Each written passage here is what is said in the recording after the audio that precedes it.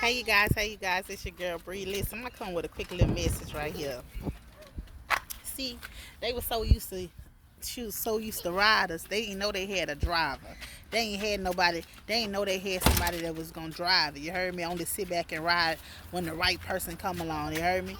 They were so used to riders. They didn't know that you was a driver. They didn't know you was go get her. They didn't know that you was gonna make something pop and shake. You heard me?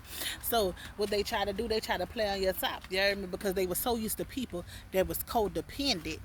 When they got you who was overly independent, they couldn't take it. They couldn't handle because they were so used to taking care and providing for somebody. See, you took care and provided for them because you was a boss like that. And they couldn't take the boss that you is. See, look, you had too much power for them. You was too strong for them, too masculine for them, too macho for them. You heard me? But of course you was too masculine and macho for them because they was hiding their true potential, that they were codependent. You heard me? That they wasn't independent. You heard me? That they couldn't have, that's why they couldn't handle you. You was intimidated them because they were a weak man, a weak man, a weak woman, whatever they was in your situation. You know what you like and what you don't like. But that's why they couldn't handle you. That's why they try to reject you. That's why they try to tear you down. That's why they try to speak all kind of negative stuff and say this and say that you was crazy. Because guess what? They ain't like nobody that was a driver. See, you was driven. You was a go-getter. If you said you was gonna do it, you made it happen. And they wasn't used to that. They was used to people giving them broken promises. You heard me? So that's what they sold you. They sold you broken promises and broken dreams because that's what they had been programmed to do. So what they was trying to put up an illusion in you to make you feel like they was a boss and they was this and they was that, but try to make you feel small when really you was the boss, you was the driver, you was running everything. Everything you said that you had it. Everything you said you did it. You showed them who you was. When they made broken promises to you, they couldn't handle your truth. Mommy, go wash your hands. They couldn't handle your truth. They couldn't handle the person that you was. They couldn't handle the goat that you was. So baby, guess what? Guess what they try to do?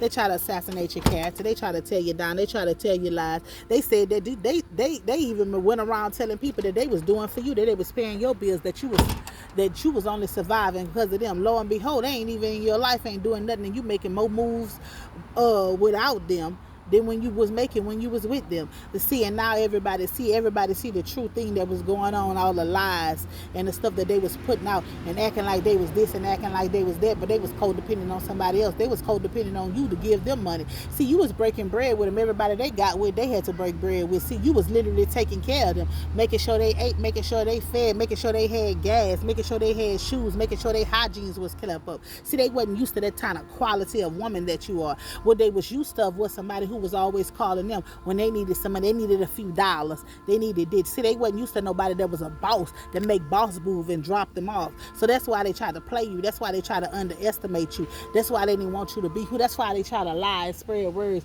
and said you was promiscuous, said you was a hoe, said you was this and that, because they ain't want no other. They ain't want a real when they get their hands on you. You see, but what they fail to realize is why they was talking and doing all that talking and shooing with their partners and all that. They had a real one sitting back watching. You heard me? A real one was like, well, dang, they ain't that bad. I see him chilling. I see him doing this. I see him doing that. Let me see what shorty about. You heard me? See, that's what they was. They was mad. You heard me? Because you was a boss. You heard me? They was mad because they ain't had no quality to sit on side of you, to stand on side of you. They ain't had the finances that they need. See, they thought that they needed money to take care of you, to provide for you, because that's what they was used to. They was used to these codependent chicks. They wasn't used to a over independent chick. You heard me? They wasn't used to somebody who can go get it and go get it by all means. They wasn't used to nobody who can make their debit card slide anyway. They wasn't used to nobody who could drop 4 and 600, 500 and 700, 800. They wasn't used to nobody who could drop some bags on them when they needed to get a real one on their feet. They wasn't used to that. You heard me? They was used to riders, but they ain't never ran into a driver. You heard me? And see, you was driving. They ain't like how you was driving. You heard me? So they try to belittle you, to tear you down, and make you feel like you wasn't nothing because you was too strong or too much of a boss for them.